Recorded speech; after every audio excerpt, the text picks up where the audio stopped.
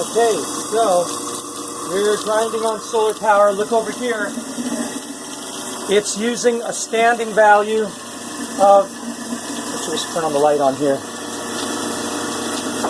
Okay, it's using a standing value of 193, but when I put this stuff down, and let's look at with water, go ahead, it spikes up 225. You just got to be very careful about it so we don't overload it. Okay, 237. We're almost done here, and we can turn the water off. Go ahead, turn it off, because we're full. We're full. It's okay to put another bucket in. Look at this. Standing value is 188. And now I'm going to turn this off. I just want to show that when we turn it on, look at the inductive load. When I turn on the incinerator, look at what it does. Oh, it stayed at 179. That's weird. Hold on. Something happened here. Let's go back to the amount of watts. Amps, volts, hertz, kilowatt hours, and watts. So 0 watts, and I turn it on. See how it goes up to 735. And then once it starts spinning, it drops down to 175. And then when we grind, it gets up to about 236. It's that inductive load that keeps tripping our inverter on the solar system. But we are successful in grinding today. And to show you the total number of watts that we used, kilowatt hours, we used 0.014, which is really just 14 watts.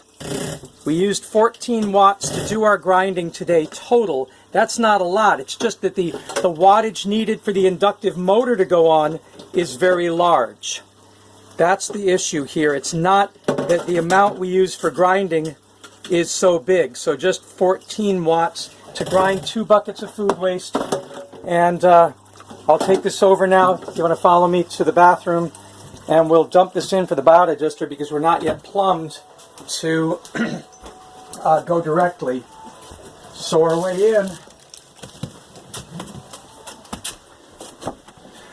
into the biodigester is here.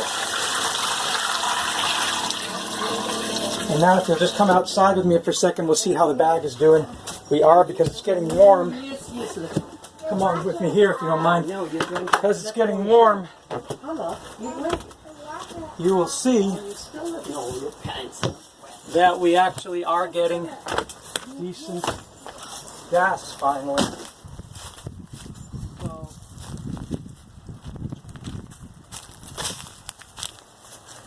So there's the digester. Generally, to fill the digester, wow, the bag is... Yeah, the bag is coming full. So generally, to fill it, you see I pull the toilet tank here and the gray water tank here, and it flows down that pipe. And as you can see, we have gas, and there it is coming up. You can actually see the gas bubbling through. Look at that, blub, blub, blub, blub, blub. If you can see because there's no more water vapor in it, but we're definitely filling this up. This is the right place for it. What if the gas... Oh, I doubt it's going to get that much bigger. I can pull it out a little bit. But we definitely are getting biogas now that things are warming up. And then once we've drained the tanks, we close the black water and the gray water tank. And that's not the kitchen, though. The kitchen, but we didn't use the kitchen, we used the toilet. Yes. The kitchen one is back here. And I got them under here. This one's always open. I can close it now. It was open, so I'll just close it. Okay. All right, so that's it. The toilet water and the sinks and the shower and the dishwasher and the washing machine for laundry and the food waste we pour down the toilet go into this biodigester.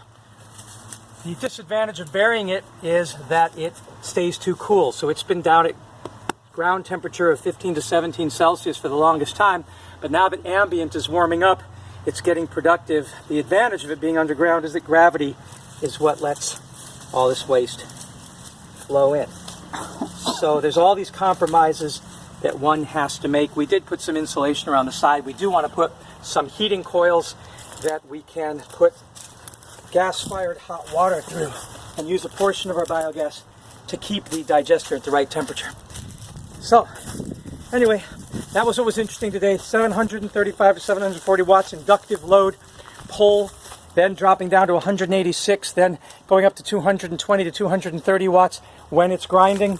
And the total for grinding up a small bucket of food waste was 14 watts out of our bank. I did not know. What we do want to do is find a way to get a device that stores some of the charge for that inductive load. I think they do make little capacitors that you can put in line so that you can kick that inductive load without draining down the batteries and tripping off the inverter low voltage cutoff. So that's what I have to investigate. Anyway, thanks and happy travels.